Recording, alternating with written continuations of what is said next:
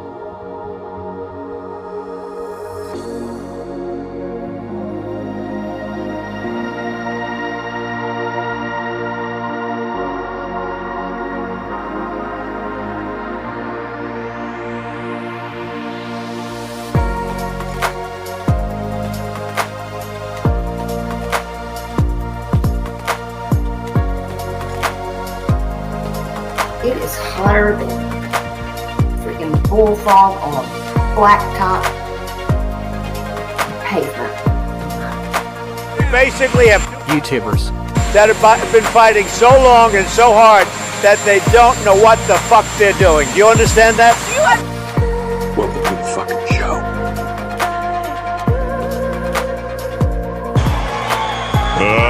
Let's get ready to rumble!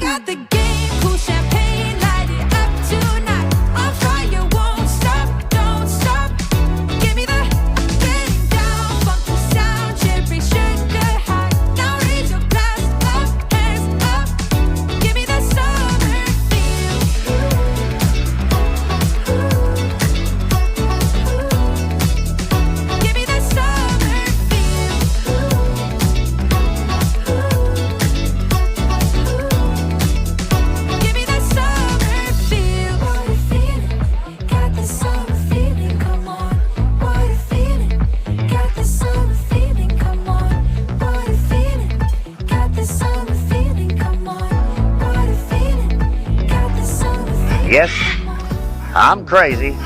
Yes, I cuss a lot. But yes, I'm as real as you get.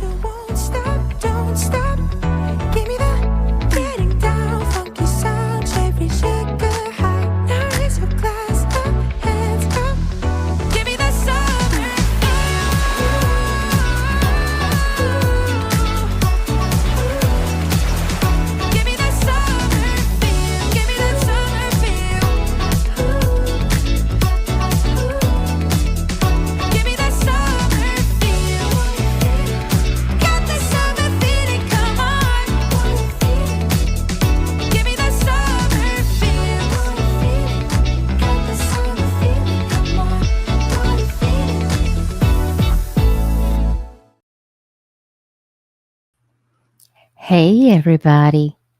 My name's Duchess, and this is where we talk about true crime and missing cases sometimes. So I appreciate you guys joining me on this Thursday evening. Hope everybody's doing good. I see there's a lot of people live, a lot of people talking about dramatic things going on, but we're here to talk about some serious things that are happening. So I appreciate y'all choosing to spend a little time with me while we talk about some serious things that are going on. So I just want to welcome you guys in. Thank you so much for being here. I sent out 5 memberships. I'm going to send out 5 more here in just a little bit. So I just wanted to welcome the new members that received a Duchess gift membership. Laughing Heart. I'm so glad you got one, Laughing Heart. Colombo, Sasha McLean, One Shot, and Hannah UK. So welcome to the Dutch Bus Squad, y'all. So let me go over here to chat and say hey to everybody. We got Michelle Macklin, the Queen Admin in the house, first and foremost. Thanks, sis, for being here. I hope you're doing well. We got Elizabeth L. Hey, Elizabeth. Thank you for dropping in. So glad to see you. Hey, Dragon Classy. I hope you're doing good. Hey, Nonsense. I know you're going to be in the bushes, but I appreciate you listening in. Hey, the 5 Canes. It's so good to see y'all. I hope y'all are doing good. Hey, Matthew. So good to see you. I hope you're doing well. Appreciate you being here. Yes, we need justice for Scott Spivey. I'm going to give you guys an update on that. And we're going to be talking about a case that I had a friend reach out to me from Wake County, North Carolina. That's in the Raleigh area. And they asked me if I had heard about a kid named Giovanni that went missing in Florida. Roundabout area of Manatee County. Y'all know anybody from Manatee County, Florida? I do. And this kid's been missing for about a week. And funny thing, haven't heard anybody from Manatee County talking about this kid missing in their area, but we're going to talk about it tonight. So, hey, Chico. Good to see you. I hope you're having a great day. Y'all are going to see Nightbot in chat, but you're also going to see Streamlabs because I have been trying out some Streamlabs stuff. And let's just say that so far it has not been successful. But I'm not going to give up hope. I'm not going to give up hope yet. So it might work out. I don't know. I'm still working on it. So for right now, we're still on StreamYard. Because, well, it's easy. So, and remember, don't be like me and get stuck on top messages. Switch to all messages in chat now. Here is your memo. So, hey, Steph, not that Steph. Don't side-eye me. It's good to see you. I hope you're doing well.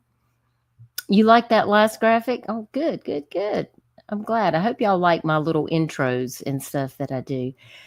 Well, I mean, I wouldn't call it a decent update by far. It's pretty disappointing, and considering that Alan Wilson, our South Carolina Attorney General, is planning on running for governor, I can already tell you that I will not be voting for him because he angers me. So if you're in South Carolina and you're watching this case, I just ask you to listen to all of this and please choose wisely when you go to the polls in November to cast your vote for Attorney General or for Governor. I'm just asking you to please take everything into consideration because when you hear this update, it's going to really be upsetting because it was upsetting to me. But don't lose hope, because this case for Scott Spivey is still going forward in the court. This is just the Attorney General's ruling. This came out yesterday, and I'm going to read this statement from the Office of the Attorney General, and then we're going to play a couple videos about it. And I'm going to let you guys decide what you think, and then I'm going to tell you my Dutchy thoughts about it. Hey, Kathy, I'm so glad to see you. How are you doing? Thanks so much for joining us.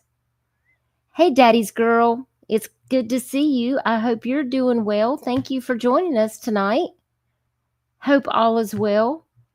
Hey, Bobo, it's so good to see you. Thanks for being here.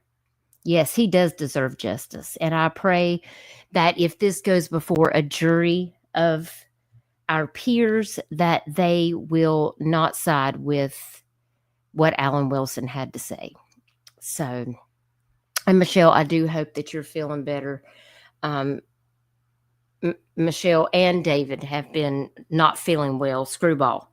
So please keep them in your prayers, and please keep That's So Crystal in your thoughts and prayers. She's been going through a lot of stressful things lately, and she sure could use it. So if you could send her your positive thoughts and prayers, I know it would mean the world to her.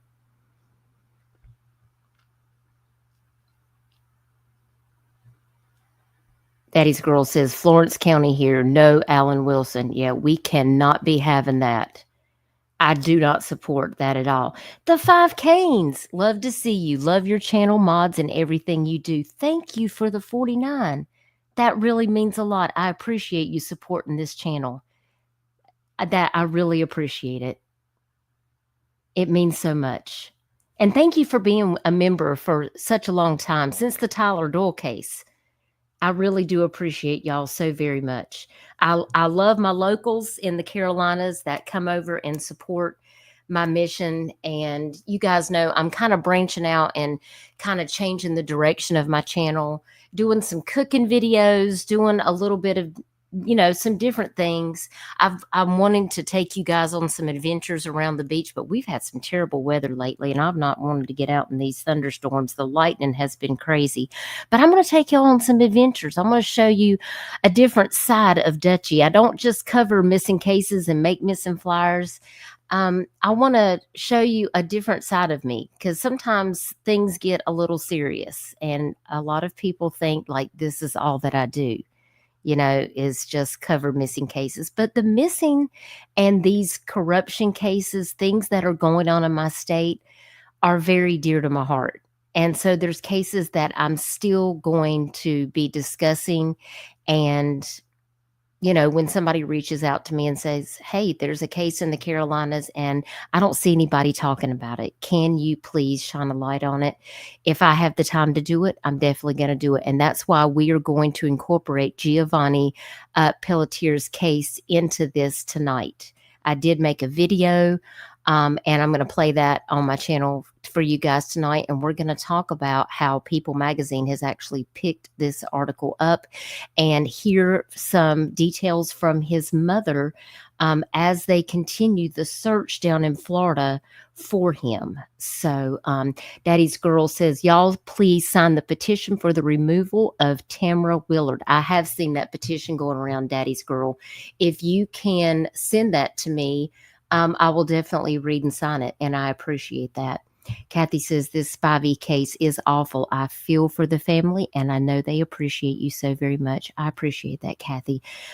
Jennifer is a very sweet person. I've met her in person. I went to the Horry County Council meeting and met her. I went with my dear friend, who I call my sister, Shay Boyd, and we went there to support her.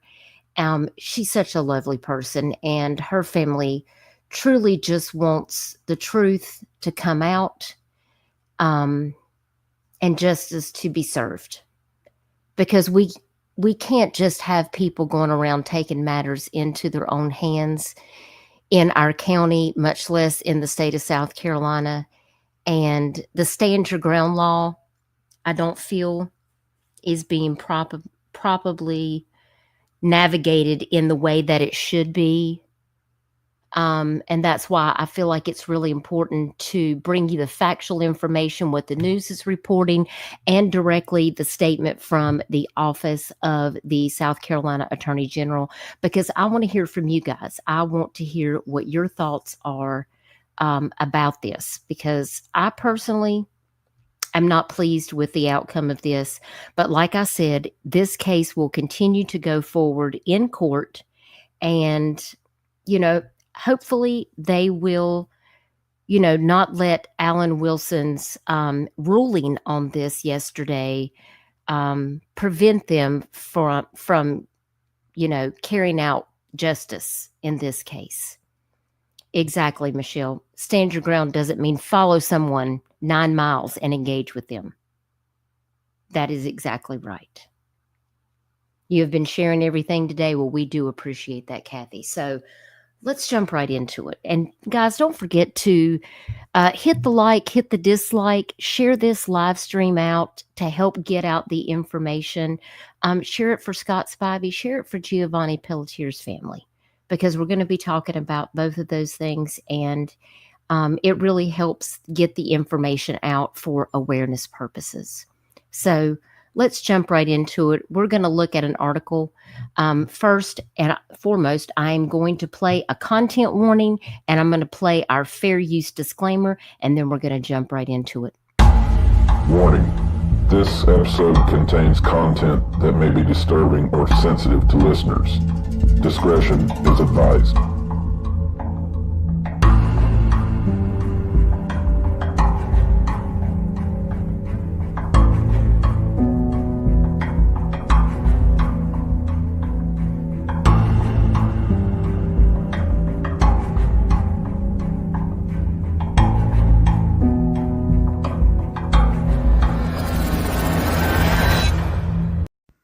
Copyright disclaimer. Copyright disclaimer under Section 107 of the Copyright Act of 1976. Allowance is made for fair use for purposes such as criticism, comment, news reporting, teaching, scholarship, education, and research. Fair use is a use permitted by copyright statute that might otherwise be infringing. Okay, guys, we're going to get started. The first thing I'm going to do is go over and share this particular video. This is going to come from, and you can find the links that I'm going to be sharing about Scott Spivey's case in the description of this video. You can also find the links to my social media as well as my Bonfire merch store, and you can also find the membership link. Or if you guys, if you want to join the membership link, the mods can drop that for you, and they can also drop my email if you need to reach out to me for any reason. If there's something that you need to send me, I'm a little behind on checking my emails. Hubby and I had a honey-do list that we're trying to take care of. Because I got some friends coming in town next week, and I got to get all my stuff taken care of. Good to see you, Jody. I hope you're doing well. And BJ's Mega Thrust 8.8 Earthquake Aries. Your name kills me every time I have to say it. Aries, I hope you're having a great evening, and I appreciate you being here. Thank you so much. So we're going to jump right into this article right here from WBTW News 13. This is a local news station to me here in Myrtle Beach. As you can see, it is 78 degrees, and we are having thunderstorms. I am so tired of this rain. I wish it would stop. So we're going to play this video. And the name of this article is Not Fair to My Family. Spivey's sister accuses South Carolina Attorney General of politicizing this high-profile death. And this article came out on August the 6th.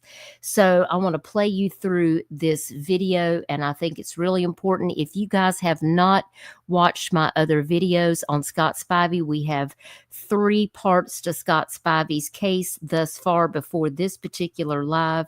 If you're not caught up on all things Scott Spivey, please make sure you go back over and watch those videos. There's a lot of very important information that you need to know about this case. It's not as cut and dry as you might think it is. So And I appreciate that, Aries. Yes, we are in the crux of the most devastating part of hurricane season, starting August the 1st. That's when we really get hit here. So I appreciate you giving me the alert, and we will keep our eyes peeled on that, Aries. So I'm going to play this video. Let me enlarge it here so you guys can see it. And we're going to get started. Families searching for justice said they were blindsided by an announcement from Attorney General Alan Wilson. Thank you for joining us at 11. I'm Edward Moody. Trish is off tonight. This evening, Wilson announced the deadly 2023 shooting of Scott Spivey was self-defense. The shooting happened on September 9th, 2023. It involved North Myrtle Beach business owner Weldon Boyd and Boyd's passenger Kenneth Williams. Witnesses said Spivey tried to run Boyd off the road while waving a gun out of his window. Horry County Police said Spivey died after the men got into a shootout on Camp Swamp Road. Police ruled it self-defense. The AG's office declined to prosecute Boyd, citing insufficient evidence. News 13's Adriana Lawrence is live in the newsroom. And Adriana, you spoke to Spivey's family. How did they react to the news? Well, Edward Spivey's sister, Jennifer Foley, said she's heartbroken and does not believe Wilson or his team reviewed all of the evidence. She said the worst part is her family never knew the AG's office was looking at the case again until the news came out this evening. Since Spivey's death, Jennifer Foley has asked SLED and the AG's office to take another look at her brother's case.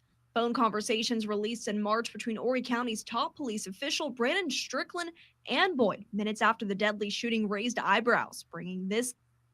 And let's not forget, there's been 2 officers, one quit, and the other one was fired during the course of this investigation. Why?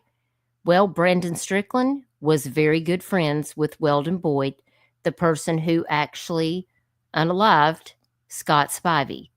And then you have the second one, which is Paul Vescovi, and he was the one that wrote a message on a piece of paper and held it up for Weldon Boyd to act like a victim.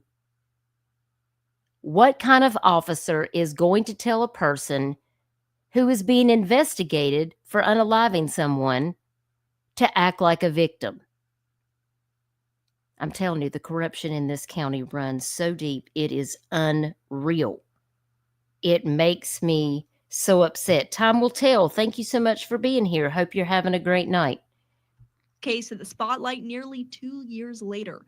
SLED is now taking another look at the case, and Wilson offered his opinion Wednesday that the evidence still points to self-defense. Foley says she never knew Wilson's office was taking another look, but feels like she's lost her brother all over again. We've lost a lot. And we were still holding out hope that there were still people that were in the government or people that were in the positions that could restore trust in the state and in the county. Wilson's office said in a news release multiple career prosecutors reviewed eyewitness statements, toxicology reports, video evidence, and forensic analysis. Wilson, who is also running for governor against Congresswoman Nancy Mace, released his statement minutes before Mace's first town hall event in Myrtle Beach Wednesday evening. Mace has criticized Wilson publicly before about several cases, including the Spivey case. I asked Mace about her thoughts. I have a lot to say about what the Attorney General did today and the BS. The Attorney General is afraid to fight crime. He won't prosecute murder. He won't prosecute rape. He won't prosecute human trafficking. He won't prosecute pedophiles. Holy. Nancy Mace has been hardcore going at Alan Wilson. She has been going at him on TikTok. She has been going at him on all social media platforms. And he just tries to drag her down. But she's not wrong. Now, according to Alan Wilson, he is all about taking down pedophiles and all kinds of things like that. But what I'm seeing here in my own county is a lot of these guys are getting reduced sentences and they're not doing any time. And I can't support that, which is why when I go to the polls, I will not be voting for Alan Wilson. And I encourage any of my South Carolina people, when he runs for governor, make sure you are making an informed decision before you go to the polls. Make sure you have all of the information, because you don't want a person in office that is just going to let people go around unaliving people, that is not going to stand on business, that is not going to protect the citizens. Said she can't imagine why they chose this moment other than a political opportunity. And I don't want my family to be political collateral for anyone. I think that we have been through enough. Yes. With what public agencies have done to us so far. And here's another example of a public agency using us as political gain or a political grenade at someone else. And that is not fair to my family. Now, Foley said the Stand Your Ground hearing will still be heard by a judge, hopefully soon, and that will be the final say. We also reached out to Governor Henry McMaster and Lieutenant Governor Pamela Evans' office. Both had no comment. Live. Yeah, and Henry McMaster, you know, when they asked him to make a statement about it originally, he didn't even want to make a statement about it. And Elizabeth, I really haven't decided. So I'm not sure. Hey, Ghost Eagles, good to see you. I hope you're good. Hey, Dragon.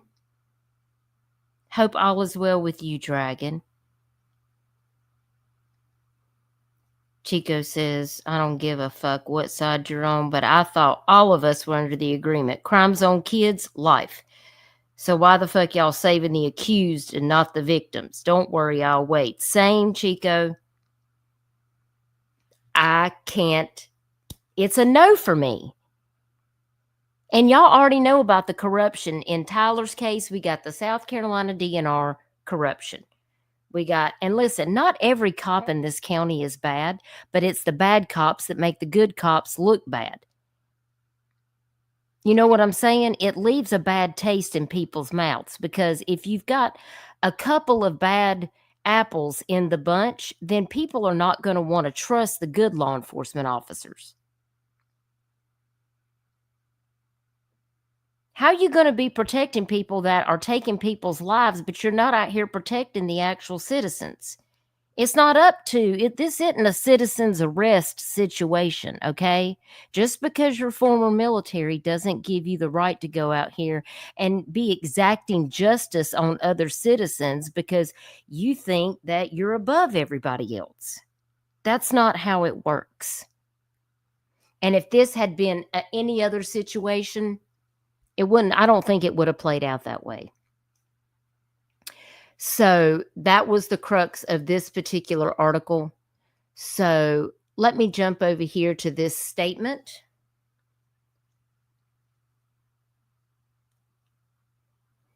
Well, yeah, Chico, one band, as one sound as far as I'm concerned. If you're a good cop, your silence makes you just as guilty. And there has been a couple of police officers that have stood up to say, you know, hey, I don't think this is right. But see, then they risk their own job. And there has been some cops in the past that have lost their jobs because they have stood up to say, hey, I don't agree with these things. And next thing you know, they don't have a job because that's how it works. Elizabeth said, I dated a cop detective for 17 years. It's a different world. It's a different mentality in their thought process than in my process. I believe that. I believe that completely. All right, so here we're looking at the South Carolina Attorney General Alan Wilson's page, and this came out on August the 6th of 2025, and this is his statement right here. Statement from the office of South Carolina Attorney General Alan Wilson on the shooting of Scott Spivey, and you can find the link to this in the description of my video. And it goes as follows from Columbia, South Carolina. After a thorough review of the investigative file presented to us by law enforcement, the Attorney General's office provided SLED, which that is kind of like Tennessee's TBI. That is kind of like our state law enforcement investigation division. Our legal opinion that South Carolina's stand your ground law was applicable in the shooting case of Scott Spivey. The legal analysis of this case was reviewed by multiple career prosecutors within the Office of the Attorney General, who all reached the same conclusion. You don't say. We have continued to review all information and evidence provided to us by law enforcement, including eyewitness statements, toxicology reports, video evidence, and forensic analysis, and our analysis has remained the same. Under South Carolina's Protection of Persons and Property Act, individuals have the right to defend themselves if they reasonably believe they are in imminent danger. Also known as the Stand Your Ground statute, immunity from prosecution is provided in certain circumstances where the use of deadly force is deemed lawful. Now, Alan Wilson, I got a couple of questions. Did you not see where Paul Vescovi wrote on a piece of paper, and it was on his body cam? We've shown you the footage of that, where he wrote for Weldon Boyd to act like a victim. Did you also see that there was like more than 60 shots fired, and there was only one bullet casing that actually came from Scott Spivey's weapon, and it was shot into the back of his truck? There has been evidence shown that Scott Spivey did not even fire the first shot. And how do you claim that this is a stand your ground case when Weldon Boyd and Kenneth Williams pursued Scott Spivey? Scott tapped on his brakes and then brandished his firearm into the air. He didn't point at anybody. You saw the picture of his firearm out the window, pointed at the air, because he wanted Weldon Boyd to back off of him, because Weldon was tailing him. But no, Weldon Boyd continued to pursue him all the way from Highway 57, which is just a couple miles from my house, all the way down Highway 9 to Camp Swamp Road. And then that is when Scott Spivey pulled over. And it is the family's belief on Scott Spivey, per his sister, she told me it is her belief that the reason that her brother pulled over there is because he did not want to go to his house where his parents were, because that would have meant Weldon would have followed him all the way to his parents' house. And there's no telling what could have happened at that point. So she believes that her brother pulled over to ask him, hey, why are you guys following me? Please leave me alone. And this is how it ended. By someone losing their life. How is it that Weldon Boyd's life was endangered? Weldon and Kenneth could have stopped pursuing Scott Spivey at any time. They could have just let law enforcement go find Scott Spivey. They could have arrested him if they thought that he was drinking and driving, or if he was breaking any other laws. He could have went to jail. They could have handled it from that standpoint. Weldon did not have to engage with him. He could have simply stopped following him and went on his merry little way, and there would have never been a circumstance where this statute would have even had to apply. Can someone please put a 1 in the chat if you agree that Weldon Boyd made a choice to pursue Scott Spivey when he could have made a choice to not follow him and therefore not putting his life at risk? How can you say that your life is at risk when you're the one that pursued him? I mean, I just want to hear from the people that are watching this live. I see there's 21 people that are watching this live stream. Please let me know, am I seeing this wrong? I mean, we're not talking about 1 mile or 2 miles. We're talking about 9 miles. Weldon Boyd had 9 miles to change his mind and turn around. And yet we have Alan Wilson saying that their analysis has remained the same. It doesn't, the math is not mathing. And then he goes on to say, hey, Camshaft, it's good to see you. Thank you. Look at all the ones in the chat. Thank you guys so very much for letting me know. Camshaft said, if they feared for their life, why did they follow him? Exactly, Camshaft. Thank you, Lola Wants. It's good to see you. Thanks for being here. Now, Alan Wilson continues on to say, our office takes every loss of life seriously. I literally feel like if you could just see my face, I'm literally eye rolling right now. And remains committed to pursuing justice. If new material evidence comes to light, whether through the ongoing civil proceedings, further investigation, or new reports to law enforcement, we are fully prepared to reevaluate the case.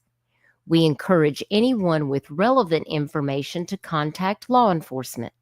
The pursuit of justice does not expire, and we remain open to all credible evidence that could change the legal landscape of this case. Our analysis of this case pertains specifically to the facts surrounding the shooting of Scott Spivey, and the Attorney General's office is unable to comment on any other pending investigations. Do you know why he put that last little italicized paragraph in there? Because there are a large sum of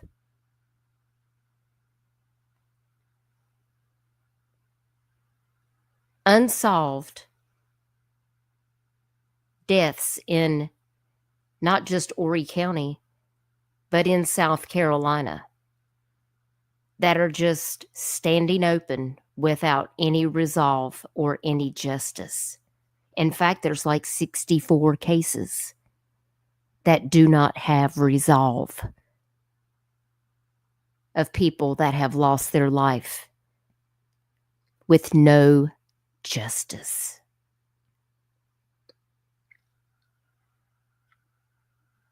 So that is why I feel that this particular paragraph is the ending paragraph, why he's unable to comment on any other pending investigations.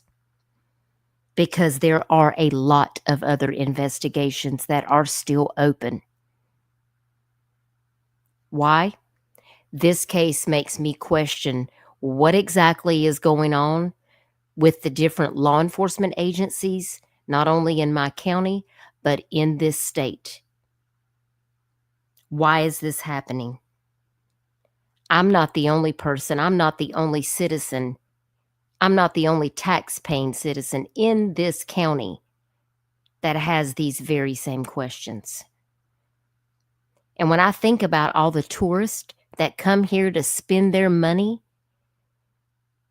we have over 1 million people that visit here every summer that come here to spend their money. Do you think that I think that they're safe here? Sorry, but I don't. If I don't feel safe in my own county where I live 365 days a year, I don't know how you would feel safe coming down here as a tourist. Surely you don't think they're going to prioritize if something happens to you and you don't even live here, right? I'm just saying. I mean, feel free to give me some feedback in the chat. I realize that our county runs on tourism here. I mean, that's not my husband's job. It's not my job. But that's what keeps this area going. And people want to feel safe when they come on vacation. But surely there are tourists out there that are picking up what people are laying down about the corruption and things that are going on, not just in this county, but all along the Grand Strand. And I'm including Georgetown County in that too. And let's not forget about Brunswick County and Robinson County, that's just north of us in North Carolina. I mean, we have a huge trafficking situation. We have gangs. We have all kinds of issues in this area. I tell people that are my friends, if you come down here to vacation, you better not let them children out of your sight. You better not let go of their hand. Don't you be walking anywhere at night without somebody with you. Don't be going out after midnight. Don't be walking out there on the boulevard. Don't you let your kids out of your sight on the beach, because it only takes 1 minute for them to get out of your sight. And I can't make any promises if they're going to look for them. This place isn't like it used to be when I grew up here in the 70s. My parents have had a house here since I was a young child in the 70s. And this place isn't what it used to be at all. Yeah, camshaft, I know.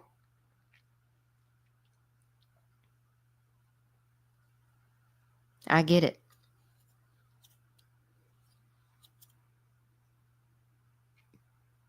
This upsets me greatly because I feel like Alan Wilson says he's looking at the facts and the credible evidence, but is he really? Because it seems really, really bipartisan to me.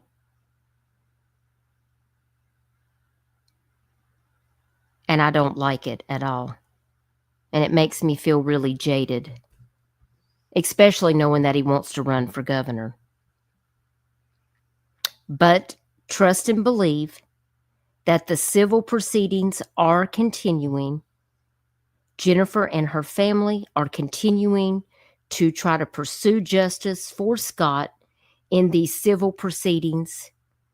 And we can only hope that this case will go before a jury of our peers that will be able to listen to all the reasoning behind this. And they don't have to agree. Listen, this is just Alan Wilson's opinion. This ruling is just his opinion. It's not going to affect the civil proceedings going forward. So we need to continue to share our thoughts and prayers with Jennifer and Scott Spivey's family, that we can get this case before a judge. And when I find out when this hearing is going to take place, I'm not sure when it will be, but as soon as she lets me know, I will let you guys know, and I will make sure that I bring you the latest updates on that. It just really upsets me that this is where we are in this case. But I had to let you know exactly what's been going on.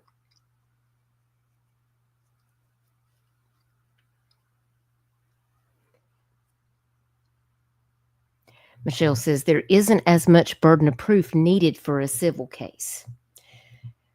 Well, and I do believe that in the civil case, they will take into account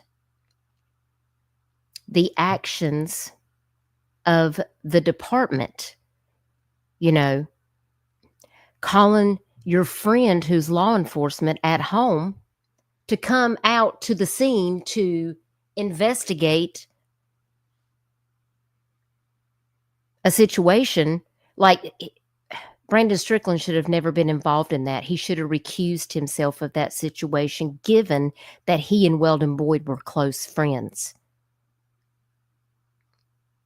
Time Will Tell says he never served in any military altercation. Was reported he never even held a gun. Who are we speaking about, Time Will Tell?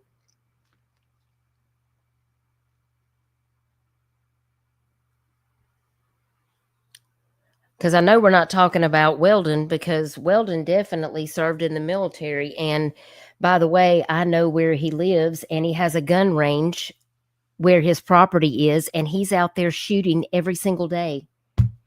and was doing that long before this altercation took place. So I'm just curious who you might be speaking of.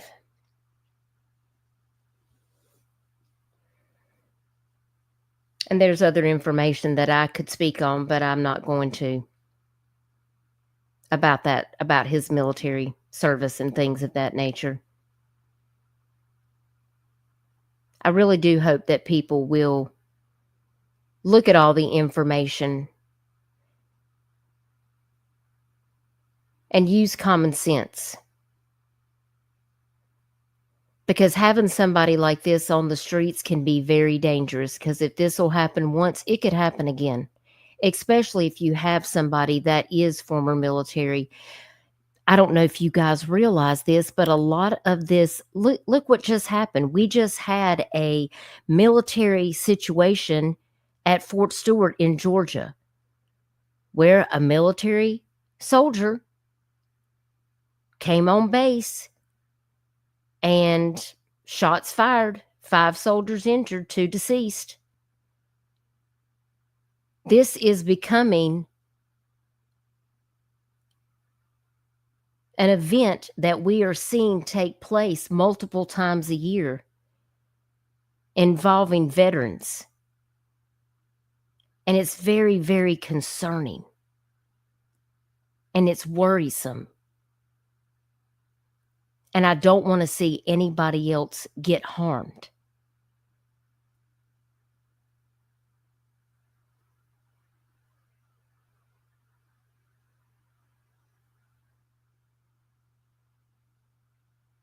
None were deceased. That was a false report. All are expected to survive. Well, I'm glad you got an update on that, because I haven't looked at it since yesterday. I appreciate you giving me the update on that. That was the last I saw yesterday before I went to bed. So I never did get to watch the end of that. I did see there was a gentleman that they were looking for, Raekwon Smith, that was driving the 2012 silver Hyundai Elantra. That's only because I was listening to the police scanner when it first popped off. And this guy apparently came to the scene with, I think his name was Cornelius, was the soldier. And then he fled the scene. Did they ever find him, Michelle? The guy that came to the scene? I know they were searching for him at the hospital. Because when all of this took place, that guy fled and they never caught him that came to the scene.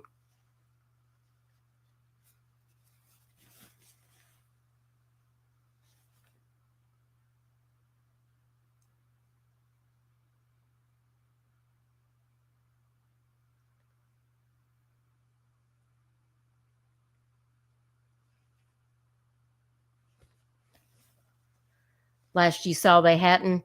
I heard they thought he was at the military hospital. They saw his car, they thought, and I think he was from Florida also, because it had Florida. They had given a Florida tag over the police scanner, and they were looking for his car. They found it.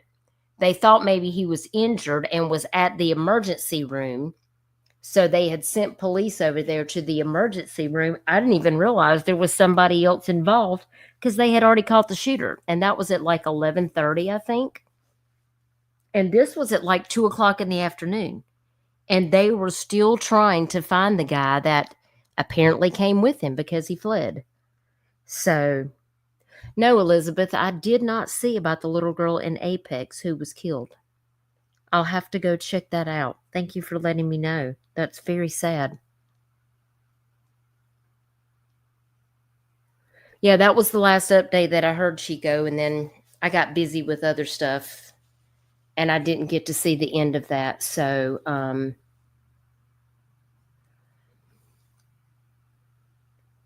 yeah, the government doesn't see it, or they don't care to see it. I mean, I have a lot of my family and my husband's family that served in the military, and I feel like it's very important that we need to take care of our veterans and make sure that they're getting the resources and the help that they need. We send our boys to war and they come back broken men. It's very, very sad. Streamlabs, why are you telling Time Will Tell that they can't send long messages? Streamlabs, I'm going to have to put you in timeout.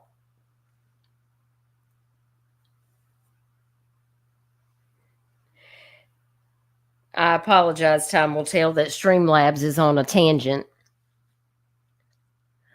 Time Will Tell's message said the AG office only reviewed the original evidence. None of the current evidence that was discovered by Scott's family was provided. If it was, they all need glasses and hearing aids.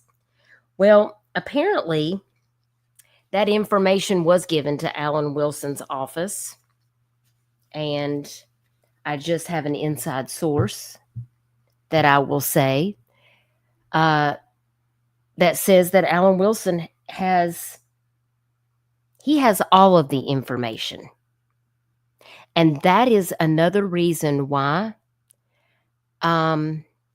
this really upsets me, Time Will Tell, because Alan Wilson has access to all of that. He knows. He knows all of the information that Mark Tinsley has. He has access to all of that.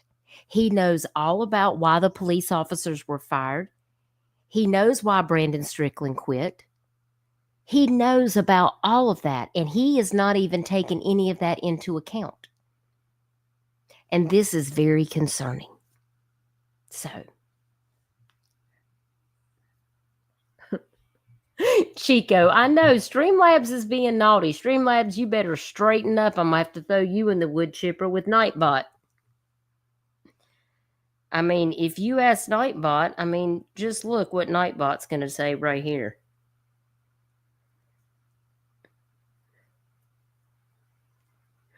I'm sorry about that, Time Will Tell. I just added Streamlabs, and now it's trying to run the show over here. See, look, Nightbot said, I'm only here because Dutch Girl threatened to throw me in Crystal's wood chipper. It's the truth. And Streamlabs, you better look at this, because I'm fixing to throw you in Crystal's wood chipper too if you don't straighten up. Come see about me. I know, Streamlabs is being crazy. It actually was doing really good, and I told it not to time out people if they had a long message. And here it is timing people out. Please forgive me. That Time Will Tell. I hope you're still here. It isn't me. It's this daggone robot. So as soon as I get any more updates on when this civil proceeding will continue, and I have any updates, I will give that to you. But I do want to talk about something in addition to that. Let me get over here. I have a case that I want to share out, and I did let my friend know from Wake County that I would be able to share this out for them. This is Giovanni Pelletier. He is from Wake County, North Carolina. Giovanni just turned 18 years old in April. He was last seen August the 1st of 2025 in Englewood, Florida. Giovanni is a black male. He is 5 feet 11 inches tall, 140 pounds. He has black hair and brown eyes. He was last seen wearing a Carhartt beanie, a white tank top, and black sweatpants. Giovanni has been missing since the early morning hours of August the 1st of 2025 while vacationing with his mom and family in Englewood, Florida. Giovanni left around 1:30 in the morning with 3 black male relatives, which are his cousins on his dad's side that he has never met before. They left in a white Chevrolet Malibu, traveling from Englewood back to Mims, Florida. They had left Mims. He met his cousins that he had never met before.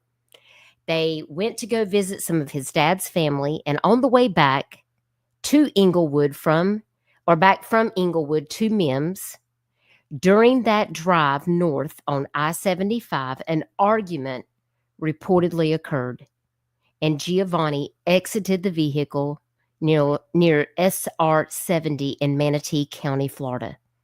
His phone and backpack were later found approximately a half a mile away near Bradenton, Florida, along I-75. Giovanni has not been seen or heard from since. This is a flyer. Let me take my banner down so you can see that better. This is a flyer that I made for Giovanni. Again, he is from Wake County, North Carolina. He was last seen in Englewood, Florida. Now, I did make a video, and I would like for you guys to please watch this video.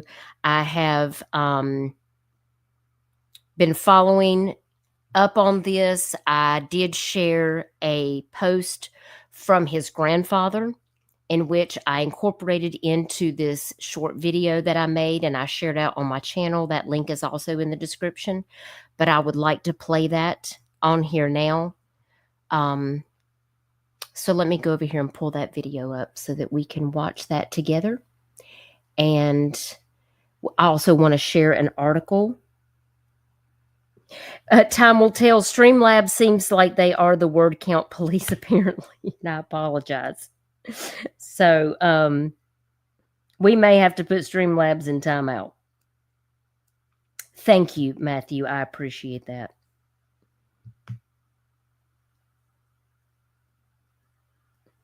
Well, Michelle, I'm going to let you know exactly what happened.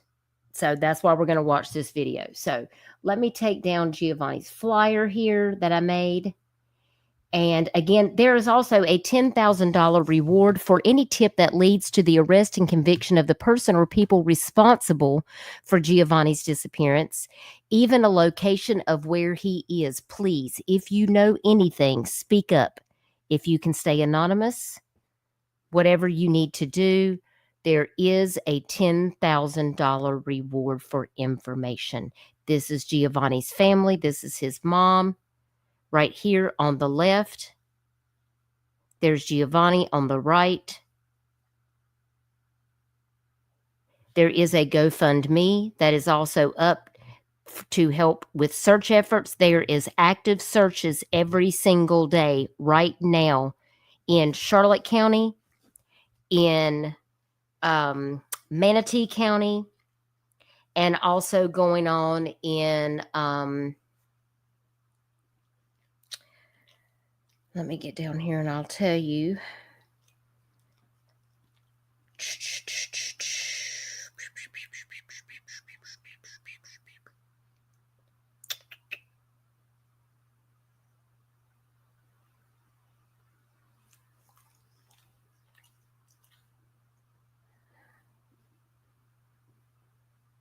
Puppy, what is it? I know you want to get on TV right now, but we can't do it right now.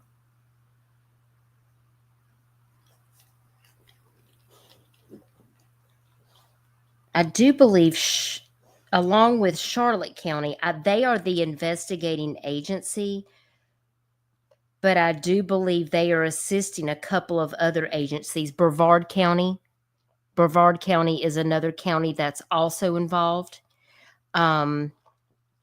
And I know that Manatee County is where his grandfather was also asking. So we have 3 counties. There are relatives. They're calling for volunteers to help search because they don't feel like the law enforcement response is what they want it to be. The mom contends that because her son is 18 years old, she feels the response would be different if Giovanni were younger. And that's what she told People magazine. And he is the eldest of her 5 children. So that is why they are offering a $10,000 reward. And again, they have launched this GoFundMe in order to try to help them get all of the resources and get people to help to locate him, because they do feel like something bad has happened. Hey, Layla, it's good to see you, darling. I hope you're good. Are you about to get mad? You are about to get mad. I promise you. And that's why when my friend reached out to me, she was like, I really need your help. Can you please go over and make this guy a flyer? I need you to look into this story. Apparently, she knows the family, and she said, I know that you cover cases in the Carolinas, and I just really, I need you to help. And so, you know me, don't send me on a mission. I just jumped right on it today. So we're going to watch this video, and you guys let me know what you think about it. So let me get over here and pull my video up. Also, while I'm thinking about it, give me 1 second. I got 5 more memberships I need to give away. So let's give those memberships away.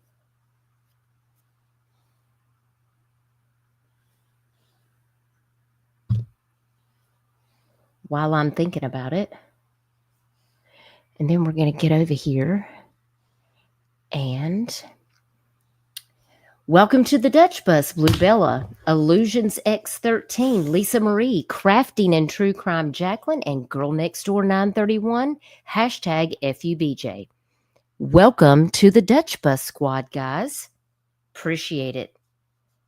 Puppy, I know you want to be on camera, but we can't do it right this minute. I'm busy. Maybe in just a minute. Okay, so let me get over here and we're going to play this video. Hang on 1 second. Hold, please, while I pull this video up.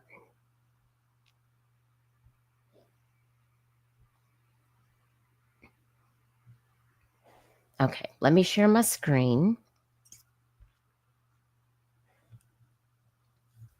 Yes, congratulations to all the new members. I needed to give away those 10 memberships that I had. So I do appreciate y'all being here. Thank you, Michelle, for hitting the fair use. This is my video, but still, we're going to fair use it. Again, you can find the links about Giovanni in the description of my video. I will be sharing his flyer on my post after this live stream. If you guys will please share it out onto your social media, I would really be grateful. So I'm going to get over here and we're going to start this video.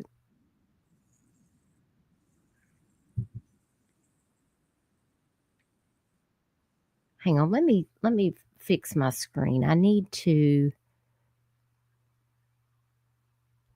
make my screen big. Let me share my entire screen so that will look right. And we're going to make it big. Okay, there we go. Did I put it on the biggest one? I did.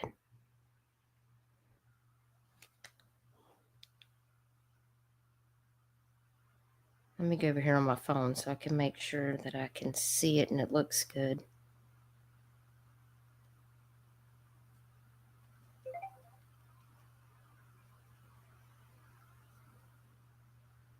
Okay.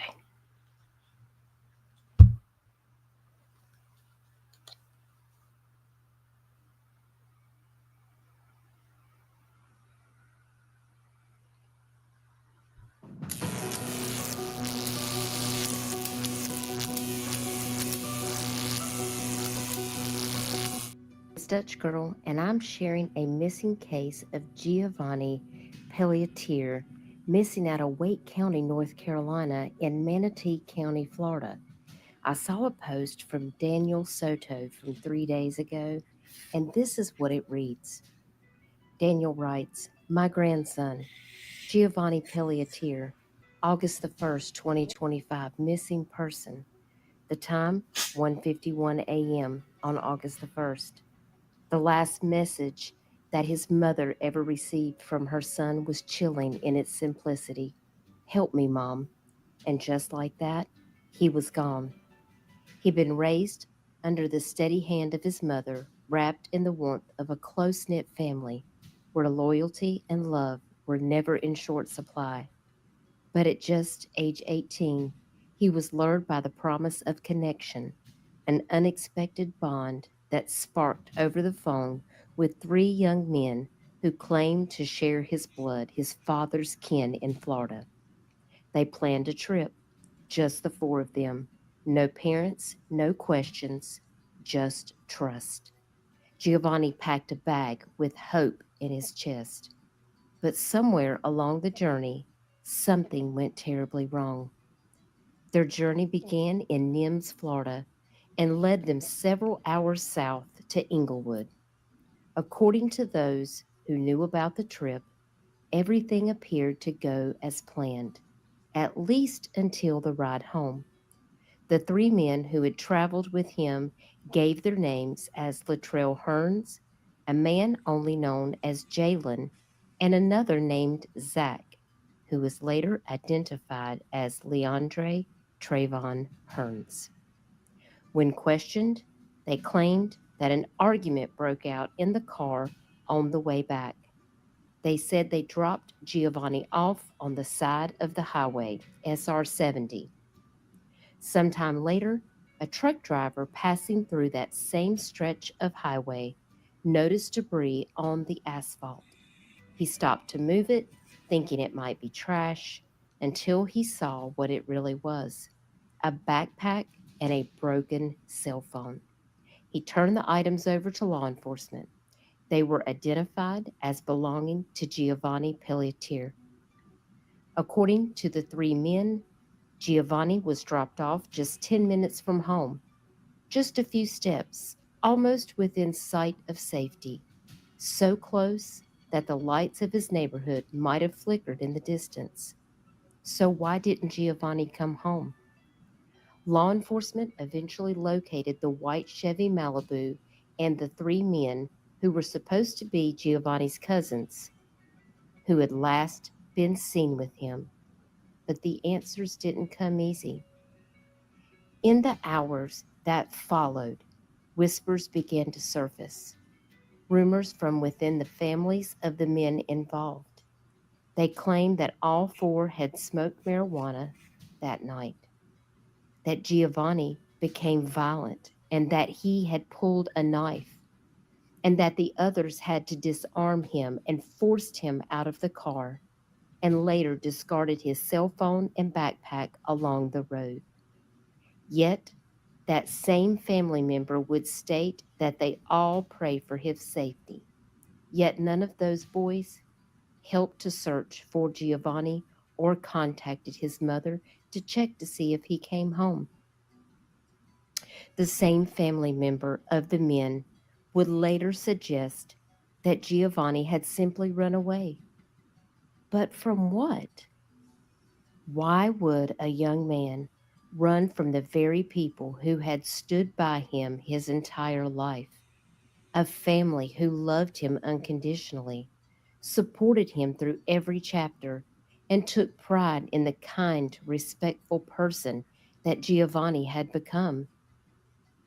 The same family member then changed the story again, claiming that Giovanni wasn't dropped on the side of the highway at all, but instead at a Circle K convenience store. This person insisted there were witnesses who saw him there. But if that were true, if he'd truly been dropped off at a Circle K and the others had taken his cell phone, why wouldn't Giovanni have gone inside and used the store's phone to call his mother? She was only minutes away, likely still awake, likely waiting to hear the sound of his footsteps at the door, especially after the 1:51 a.m. text message, "Help me, Mom." These shifting accounts only deepen the uncertainty. Each new version of events seemed crafted to distance the three men from responsibility. But none of them answer the one question that matters the most. It's the version of events laced with contradictions. The original story only stated there was an argument. There was no mention of an altercation. If they genuinely hoped that Giovanni would be found safe, then why leave him alone on a dark highway at 2 a.m.? Why keep his phone? Why toss his backpack? Why not just call his mother, who was waiting just minutes down the road? Those questions still hang heavy in the air because Giovanni never made it home, and someone knows why. Where is Giovanni Pelletier? Anyone with information is urged to contact the Bradenton Police Department. You can call the emergency 911. Their non-emergency number is 941-932-9300. The Criminal Investigation Detective's number is 941-932-9304. You can also call the Crime Prevention Unit at 941-932-9328. And their contact address is 110th Street West in Bradenton, Florida, 34205. That is in Manatee County, Florida. Anonymous tips are also welcome via Manatee County Crime Stoppers, available 24/7 at 1-866-634-TIPS. That is 1-866-634-8477. Tipsters may be eligible for a reward up to $1,000. There is also a $10,000 reward for information leading to the whereabouts of Giovanni Pelletier. The family also has a GoFundMe to help with search efforts to bring Giovanni home to his family. This case is being handled and investigated by the Charlotte County Sheriff's Office in collaboration with the Brevard County authorities. So you can also reach out to the Charlotte County Sheriff's Office at 941-639-2101. I have made a flyer for Giovanni. If you could please share it out. Remember, if you see something, say something. Help bring Giovanni home to his family. My name is Dutch Girl, and I share missing cases in the Carolinas and make missing flyers. Please share this case out to help find Giovanni.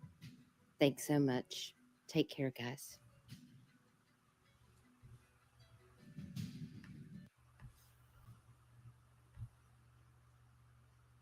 And this video is listed under Giovanni Pelletier, missing person, Florida, from North Carolina, Bolo. If you guys see this video and you can share it out, it would really mean so much to me.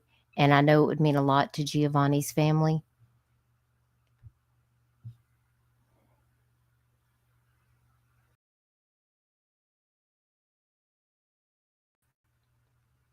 Okay, am I back? Am I back?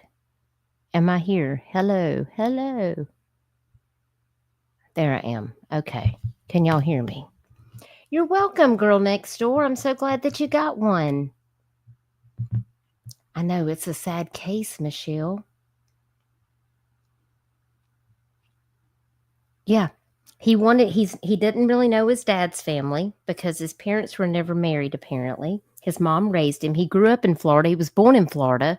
He lived there till he was 4 years old. And he moved with his mom to North Carolina, and that's where he was raised up by his mom. And he wanted to go to Florida to meet his dad's family.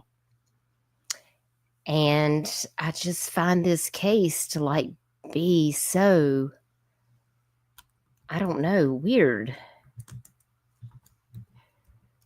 I did see there was another article. I saw People Magazine picked it up. So I was going to take you over to that.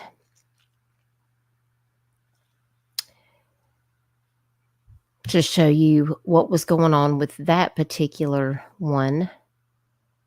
Why did I just back out of that?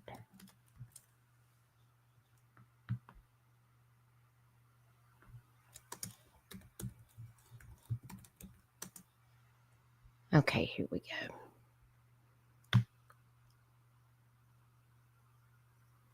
All right, so let me... Appreciate it. Good to see you, Tree Lynn. Hope you're doing well. I have to agree with you, Layla. Something is not right. Oh, thank you, girl next door. I just appreciate you being here. Thank you, Matthew. I appreciate it. All right, I'm going to share my screen. I want you guys to just check out this article too, because this has a little bit more information that I found after I made my video. Let's see here. This is a short video that was made. I don't know if I can play this one. No, we don't want to look at an ad. Let's see if it's going to play this ad through here.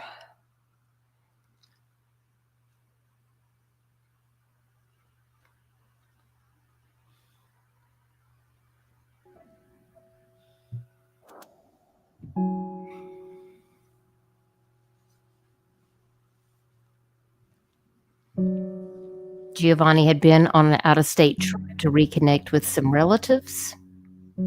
The 18-year-old's cousins came to get him around 1:30 local time on August 1st.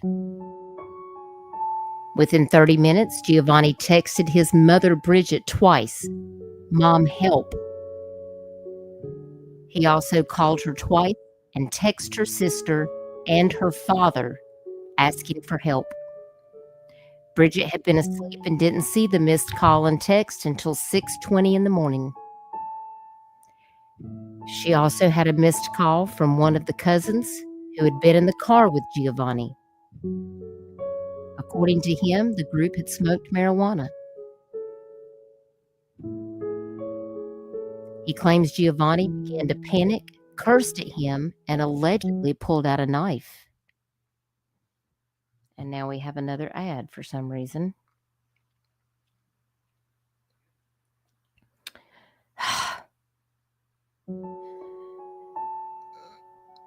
And they said they wrestled the knife from him. Then my son took off running. Not being able to reach Giovanni, Bridget went looking for him using GPS data on his phone. His backpack and phone had been left on the side of the road. Bridget believes her son's cousins know more than they have disclosed. She is also disappointed in what she calls a relatively lackluster law enforcement response. $10,000 reward is being offered for information leading to Giovanni's whereabouts. It says, he knows that I would burn this world down to find him, and that I wouldn't be scared of anything or anybody, and I'm not. But I feel so helpless right now because I have no direction. That is so sad, y'all.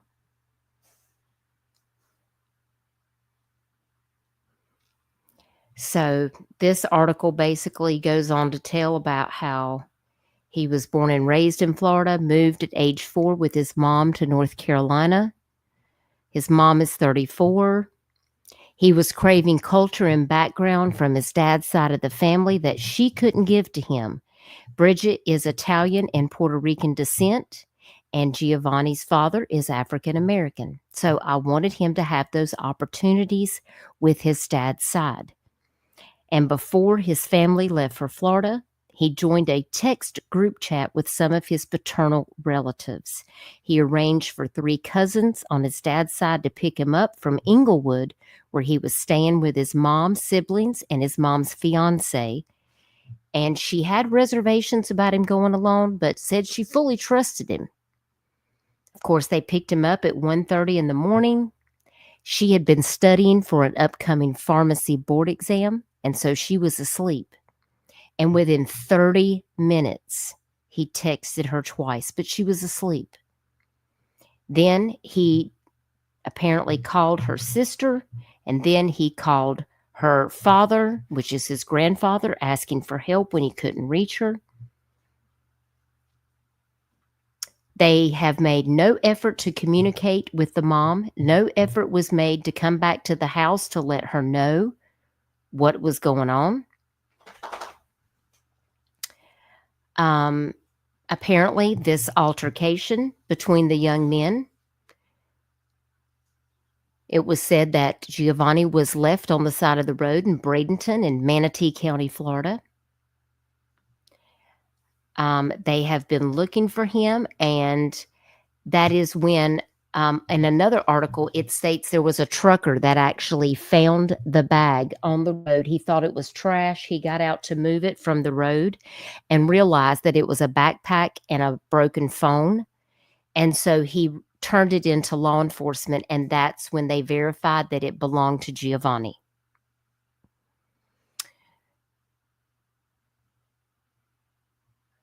This case is just crazy.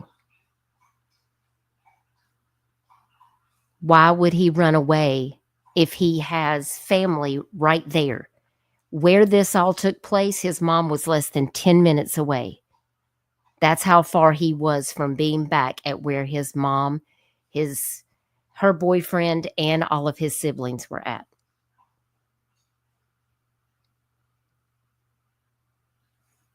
This gives me serious red flags, Chico and Michelle, for sure.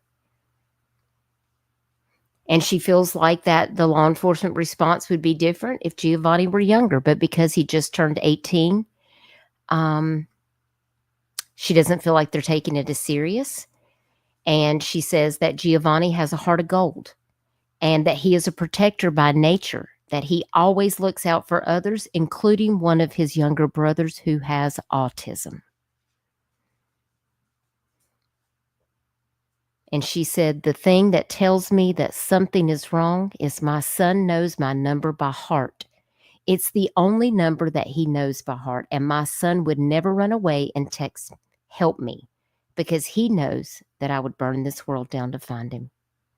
Now, the other thing, that was interesting that came out in this story that I read today was that, these ever-changing stories, it also, came out that the story began to change.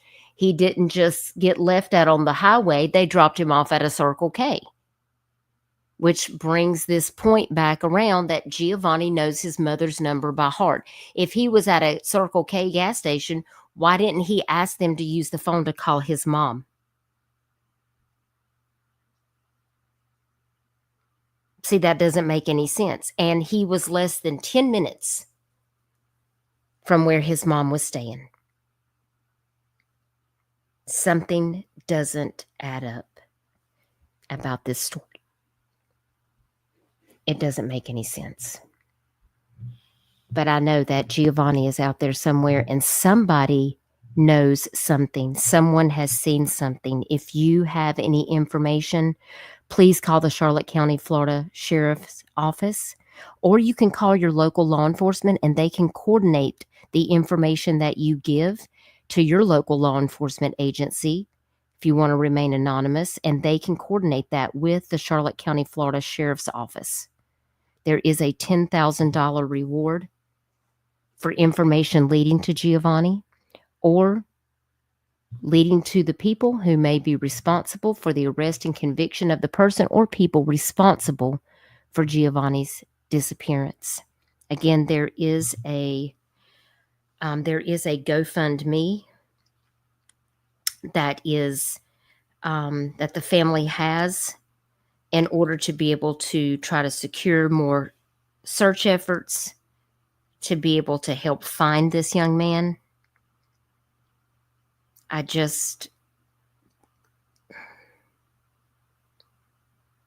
My heart goes out to this family. I cannot imagine what they must be thinking and feeling right now. So if you could send up your positive thoughts and prayers for Giovanni and his family. Yes, Layla, I hope that they are doing that. I certainly do hope so.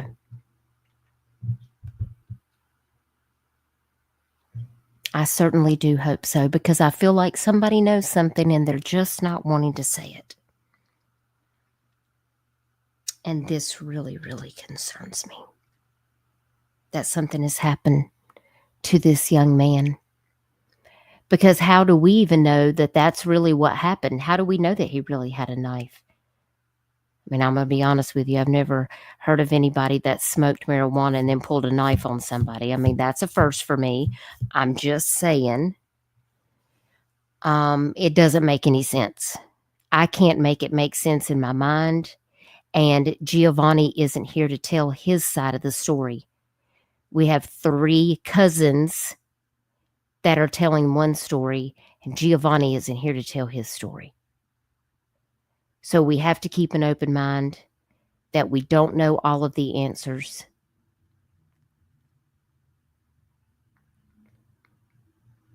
But it doesn't make sense.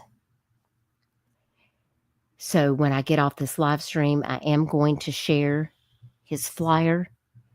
If you could please go over, like the video, share the video out onto your social media platform. And I'll keep you guys posted. Again, the reason why I'm sharing this is I had a friend that reached out from Wake County, North Carolina, who knows of this family. I believe they are friends with people in Giovanni's family, and they reached out to me and said, hey, I know you cover missing cases. Would you please make a flyer for Giovanni and share his case?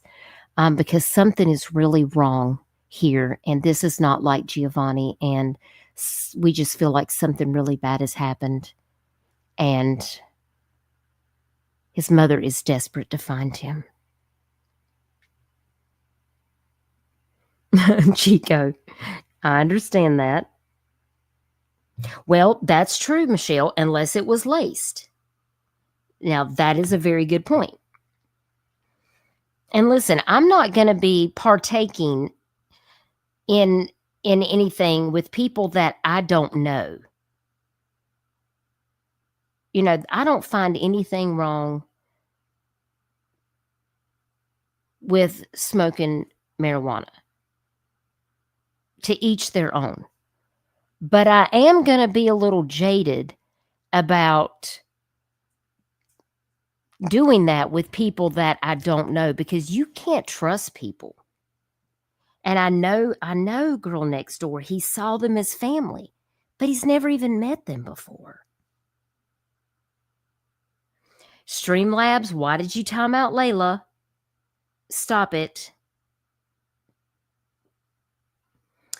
Layla sent a long message. Streamlabs, I'm going to have to put you in timeout. You need to calm down.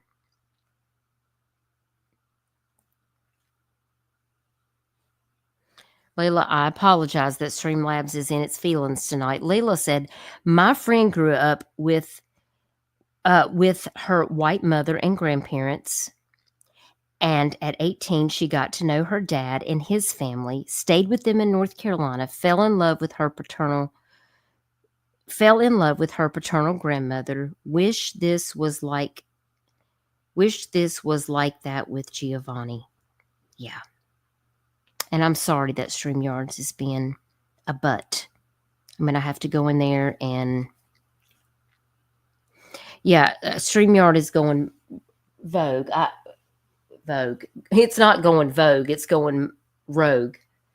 Harley, what is it? I know. You want a treat. You're such a big baby. You are. You're such a big baby. Harley just wants to get on camera. That's really all she cares about. She just wants to say hey to y'all because she loves y'all. She knows I'm talking to y'all, and she's very jealous.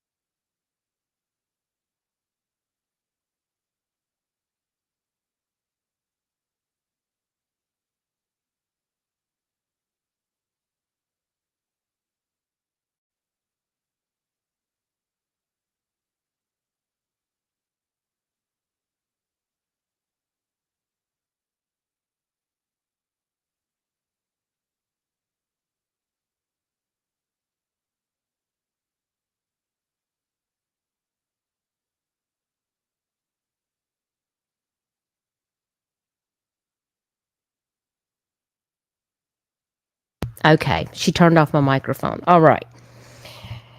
She just wants me to give her a treat, y'all. That's all it is. She's just hungry. No worries, Michelle. So I appreciate y'all joining me tonight for this Scott Spivey update. And I will be bringing you future updates as soon as I get any. And thank you for also staying tuned to hear about Giovanni Pelletier's case, missing from North Carolina, but out of Florida. That is where he was last seen. And I will share his flyer on my community wall. And I do appreciate you guys joining me tonight. Welcome to all of the new members that got a membership tonight. Welcome to the Dutch Bus Squad. I do appreciate all of my mods being here. Shout out to the mod squad. And I do appreciate all of the subscribers. We have some of the best subscribers on the YouTube streets over here. I do appreciate you guys so very much, and all of the members. Thanks for joining me for this live stream. I hope you guys have an amazing week. Tomorrow is Friday. We've made it to the weekend finally. Well, just a couple more hours and it's gonna be Friday. Hubby's on call this weekend, so I don't know if I'll have a chance to do a live. I've got some more cleaning and some things. I've almost got the art room done. I've got to shampoo the carpet up there so we can get our bed back together. But I'll try to. I've got a couple of things that I want to talk about. I don't know. We'll have to see. I did make some really good SOS, if you know what that is. Shit on a shingle. Make sure you go check out my video. It's the real chip beef and gravy. If you know, you know. It's not whatever Betty was serving on her plate. Just know that. And I also made my homemade potato soup. Make sure you go over there and check out my video on my homemade potato soup. And if you follow my TikTok, it's over there as well. Yes, puppy, I love you too, baby. Well, I'm going to let y'all get on out of here. I know y'all got other live streams and things y'all might be wanting to get done. I got to go fold some laundry and get these dishes started. I got more stuff I got to take care of, and puppy needs a treat, and I got to take her outside. But I hope y'all have a wonderful evening, and I appreciate y'all joining me. And I'll see y'all back in a few days, and we'll have some more stuff to talk about. But until next time, I'll see y'all later. Bye now. We started a game we never got to finish. I was just fooling about. I wasn't. Working hard, but we never had a breath. I'm your huckleberry. On to the next. Everybody take a rest. Can a man just flex? Flex. I said beggars never choose, winners never lose. Who the fuck is you? About to take a snooze. Beg you tell the truth, yeah, beg you tell the truth. Lying to yourself, but in your eyes you got no clue. I come back like Spinal and spin the vinyl. Don't come back with my flow, there'll be no survival. I'm defiant with the rules everywhere that I go. But I lay low if I pick the high road, yeah. And it goes, there's no rest for the wicked at all. And they know. Working hard, but we never had a breath. On to the next. Everybody take a rest. Can a man just flex? Working hard, but we never had a breath. On to the next. Everybody take a rest. Can a man just flex? Flex, flex, flex, flex. Give me the juice, give me the goose, give me the good shit, keep it brand new. I had to move, switch fuels. I was getting kinda sick of the commute. Give me a Uber with no roof, and I crashed Bandicoot. Put that ice in my glass like the cup caught the flu. Sick, I choke. And you don't say as you do now. And it goes, there's no rest for the wicked at all. And they know. Working hard, but we never had a breath. On to the next. Everybody take a rest. Can a man just flex? Working hard, but we never had a